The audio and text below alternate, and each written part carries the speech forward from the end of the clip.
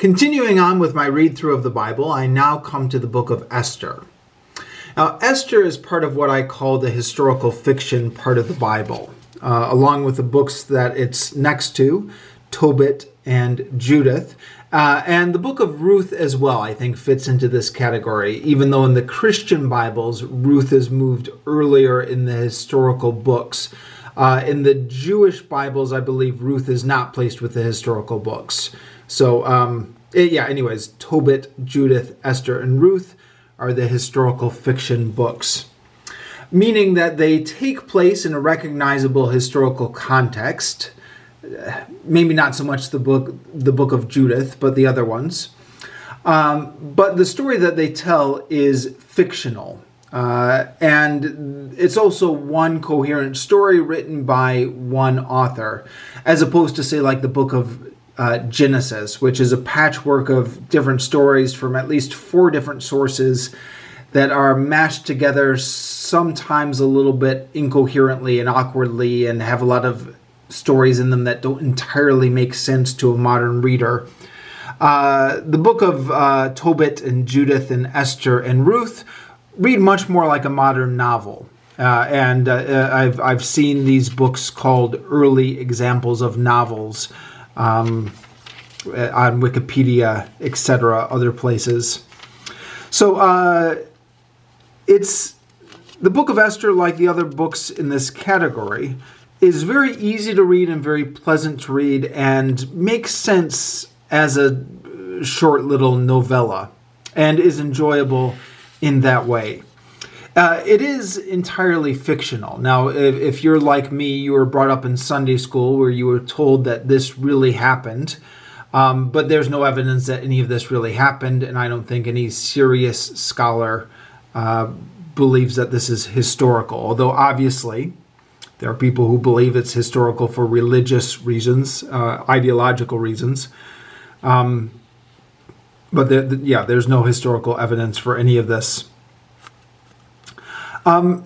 Now, I've talked in the previous videos, the books of Tobit and Judith, how these are in the Catholic Bibles, but not in the Protestant Bibles.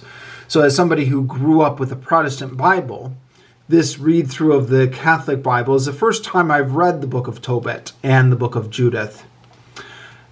The book of Esther and the book of Daniel are 2 books that are in both the Catholic Bible and the Protestant Bible, but are longer in the Catholic Bible.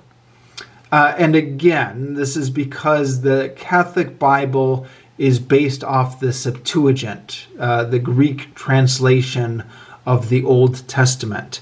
And in the Greek, the book of Esther is longer. And the book of Daniel as well, but we'll get to the book of Daniel when we get to it.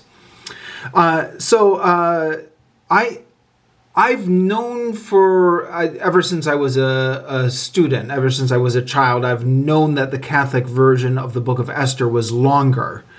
But I've never gotten around to reading it, and I've always been curious what the additions to the book of Esther was.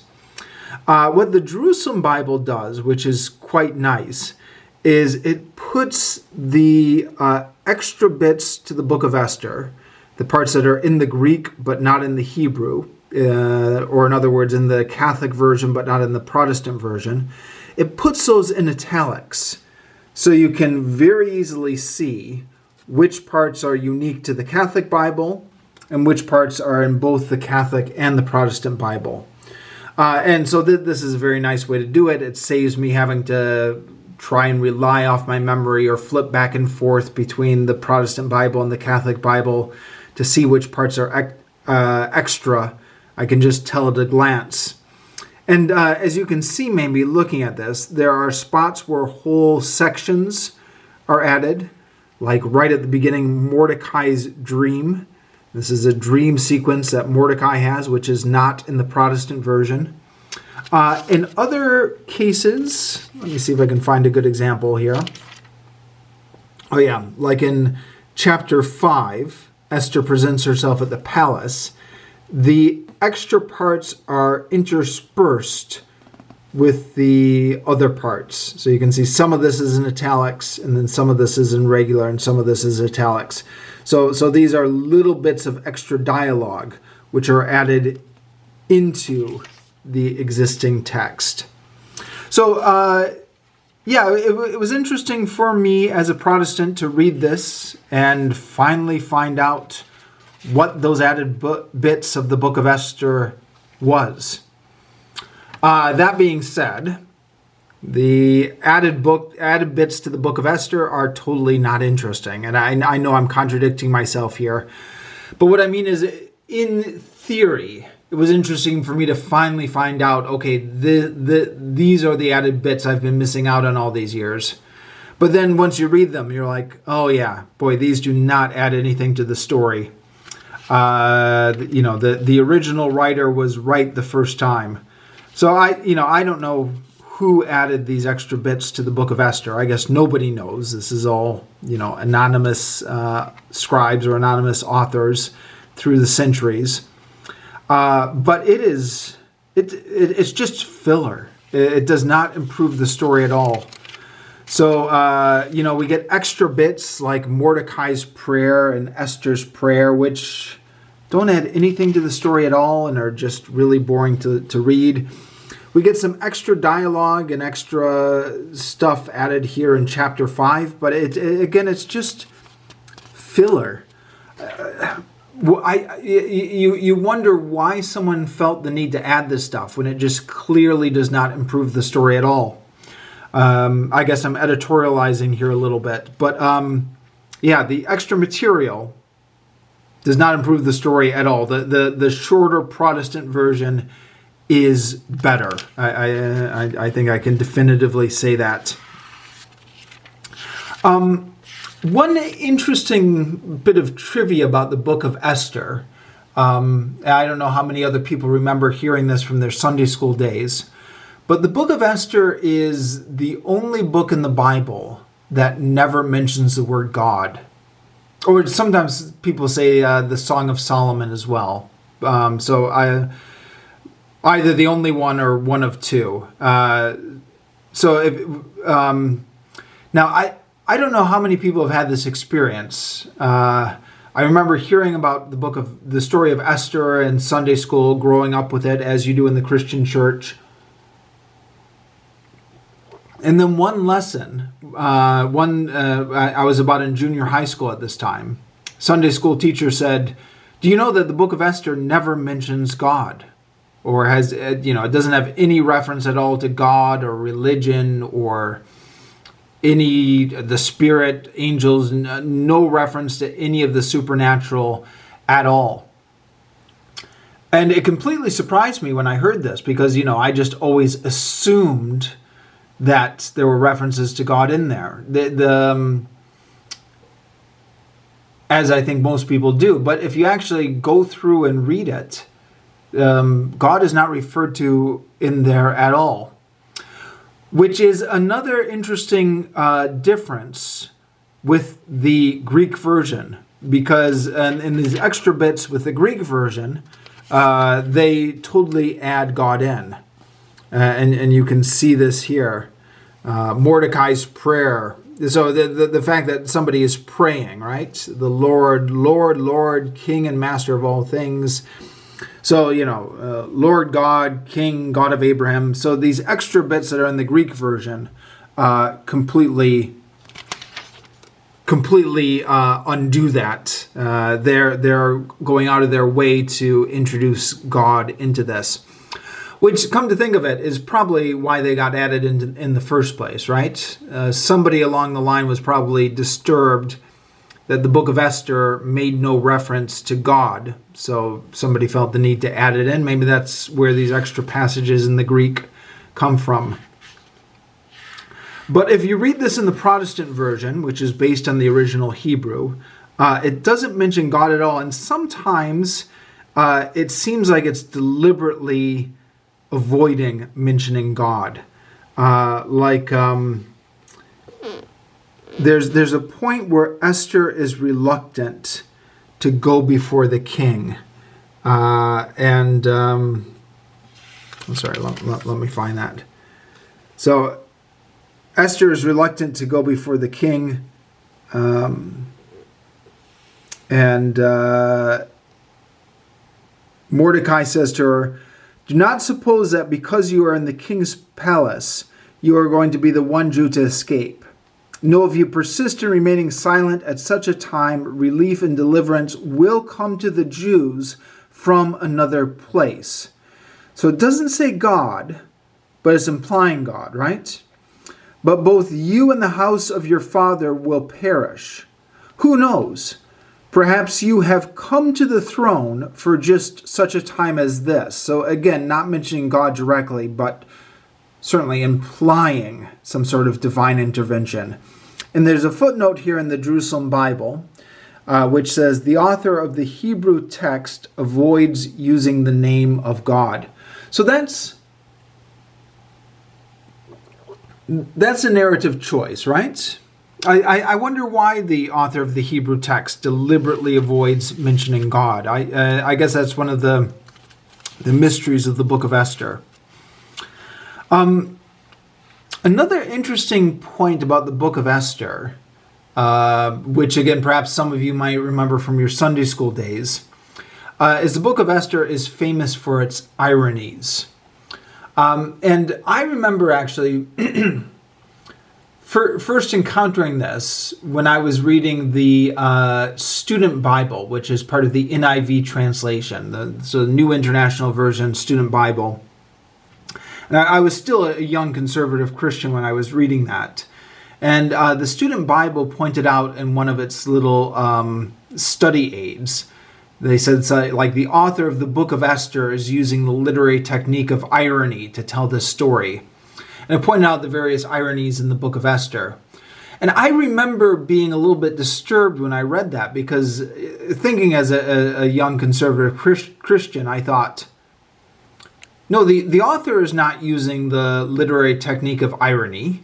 The author is just recording what really happened, right? Because, if you're a Christian, you believe this all really happened. So the author is not inventing ironies. This is just what really happened, and the author is recording it. So that's something that disturbed me as a young Christian, and I've thought since it is kind of a contradiction in Christian beliefs to claim that the author of the book of Esther is using ironies. Now, to be fair, I'm not sure all Christians say that, but it is something that you encounter. But if you approach the book of Esther as historical fiction or a fictional story, then definitely, yeah, there's a lot of ironies going on here. So, for example, the book of Esther, and I haven't really talked about the plot yet, but Mordecai and Haman throughout the book of Esther are mortal enemies. Haman hates Mordecai and wants to exterminate him. So Haman devises all these ways which he wants to humiliate Mordecai with, but it always backfires on him. So, for example, the king decides that he wants to honor Mordecai because Mordecai is responsible for saving the king's life. And the king somehow forgot to reward Haman for this. The king somehow forgot to reward Mordecai for this.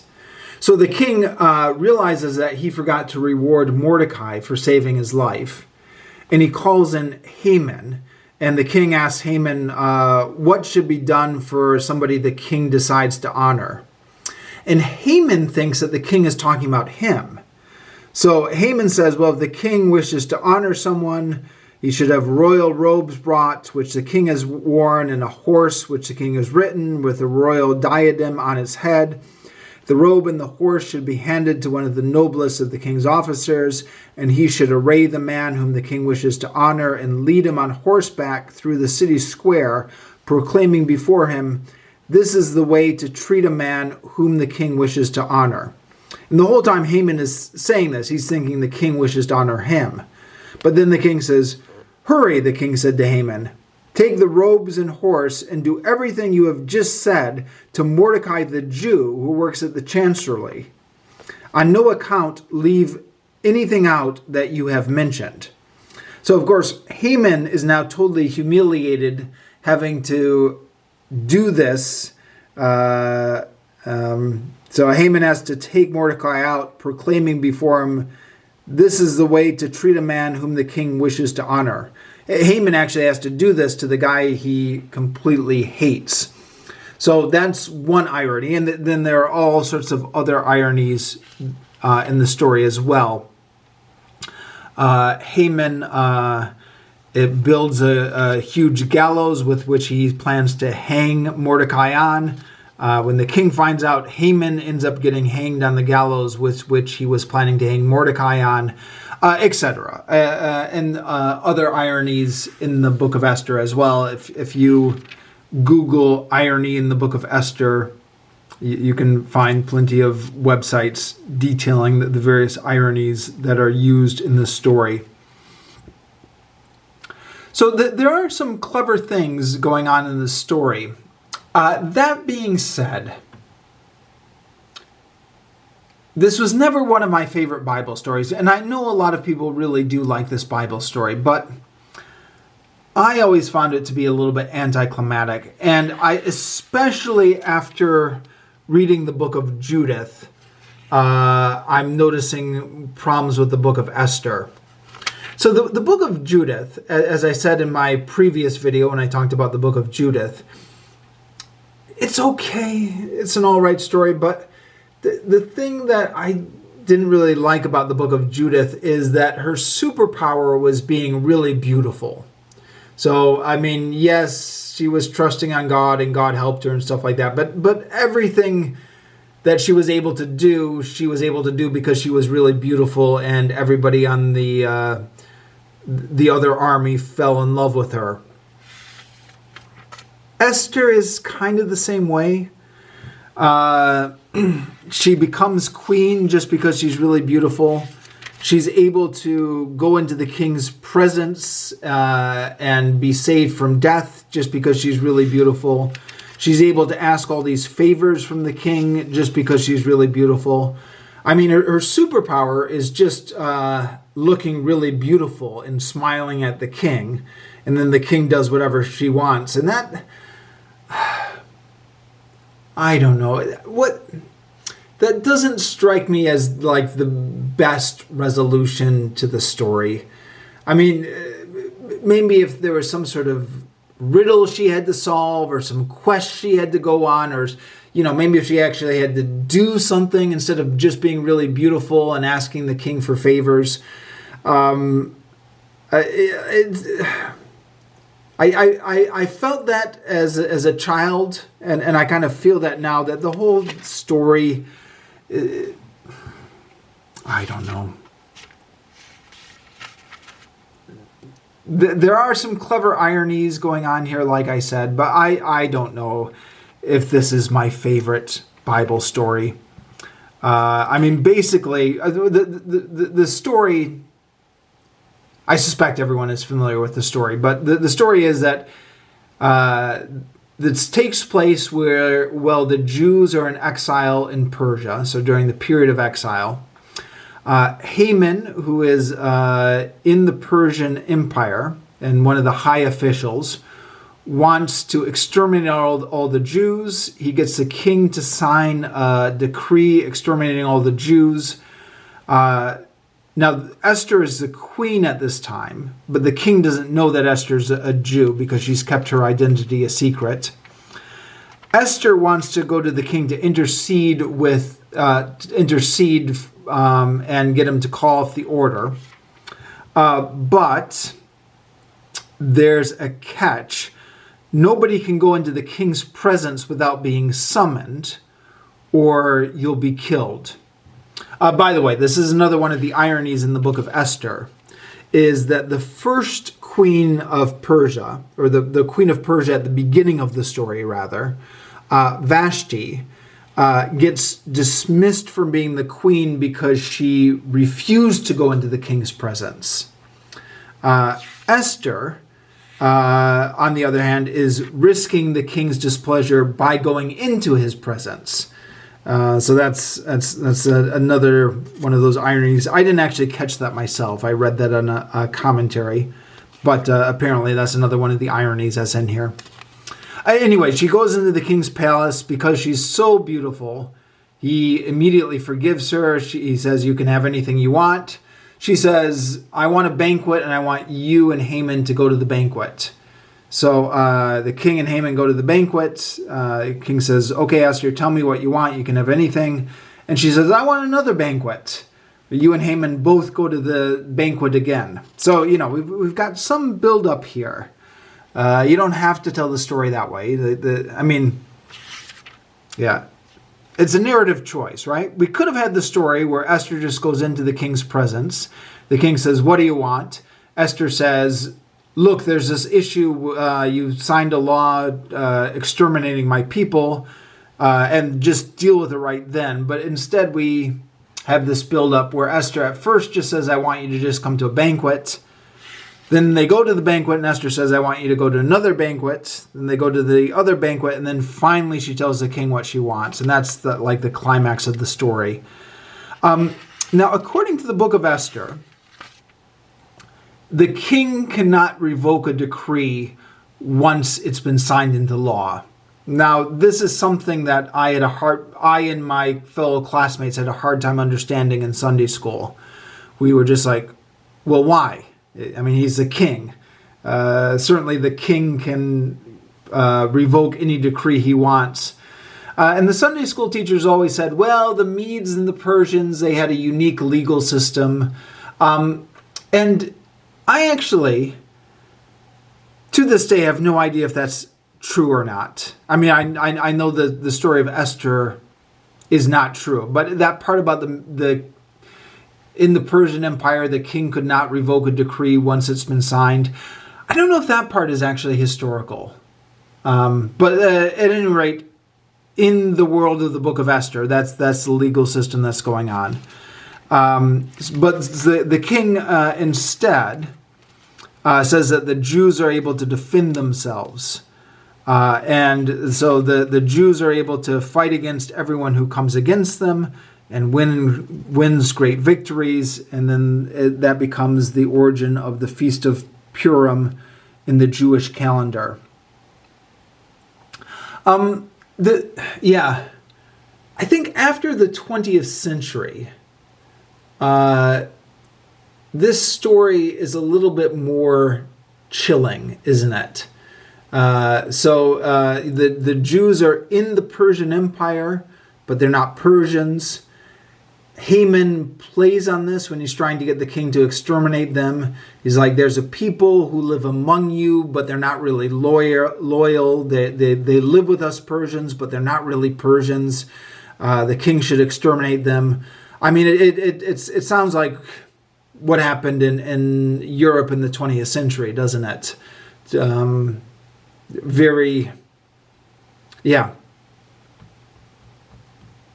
I don't know what to say about that. Other than after the 20th century, this whole story becomes a lot more ominous. Now, of course, in the book of Esther, God helps the Jews defeat their enemies. In real life, the outcome was a lot more tragic. Haman, by the by, seems to have an interesting little backstory. So he's called Haman from the land of Agag. Now, there actually is no land of Agag. So as we find out in the footnotes to the Jerusalem Bible, it says, country not known. The name is that of an Amalekite king conquered by Saul. Now, I've seen it claimed in other places that what they mean, the land of Agag, is that Haman is actually a descendant of the Amalekites. And this gets into the curious case of the Amalekites, which I think I've talked about before on this channel and some of my other reviews of the books of the Bible. So the Amalekites in the book of Exodus ambushed the Israelites as they were traveling through the desert. As a result, God issued a decree that all the Amalekites were supposed to be destroyed. Saul was tasked with destroying them, but he didn't. Later, David supposedly destroyed them, but then they show up later in the book of Chronicles as living up on the hillsides and apparently getting destroyed by the tribe of Simeon. But then if we're counting out chronological appearances of the Amalekites, looks like Haman is the very last one here. And spoiler alert, by the end of the book of Esther, Haman and all his sons and his family have been killed. So I guess now we're really at the end of the Amalekite line. I mean, one of the interesting things in all of this for me is that historians don't even know whether there was Amalekites or whether they're completely mythological. There may have been an Amalekite tribe around the land of Israel, or there may not have. We don't really have any evidence for it. So I just find the whole saga of the Amalekites to be interesting. It's one of those little Wikipedia rabbit holes you can go down. But interestingly enough, in the extra parts that are in the Catholic Bible, which I just read for the first time now because this is my first time reading it, they say that Haman was a Macedonian. So thus Haman, son of Hammedatha, a Macedonian without a drop of Persian blood, he thought by these means to leave us without support and so to transfer the Persian Empire to the Macedonians. Now, this seems to come out of nowhere when you're reading the book of Esther. And, I guess maybe one of the reasons it comes out of nowhere is because this is one of the pieces that was added later. So, the reason it comes out of nowhere is because it was a later addition. But it's interesting that they seem to be trying to shift the story here. Whoever added this part about him being a Macedonian. All of a sudden we get this little bit trying to shift the story, which was not in the narrative before, about how Haman is a secret agent of Macedonia. And I'm sure I could find this written about somewhere if I took the time to look. But I suspect that this must be because this must have been written during a time shortly after the conquest of Alexander the Great, right? Maybe when the Jews were fighting the Seleucid Empire. And maybe there was resentment against the kingdom of Macedonia, and that's why that got added in there. At any rate, it's interesting. One thing I forgot to mention earlier. The Jerusalem Bible has these extra bits added in the text and just put in italics, as I mentioned earlier. According to Wikipedia, though, another way this is commonly done, apparently in the Latin Vulgate tradition, is that all the extra bits would just be at the end of the book of Esther as an addendum in some Catholic Bibles, rather than integrated throughout. At least that's what Wikipedia says. So, yeah. I am almost out of time. This camera I'm using has a 30-minute time limit on the video files. There is more to say here about the book of Esther, but yeah. Anything I really want to say before the time runs out here?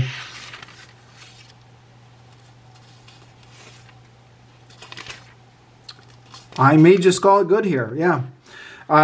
So on next to the book of Maccabees, which is another book which is not in the Protestant Bible. So another book I'll be reading for the first time, and that should be interesting. I will report back once I finish Maccabees.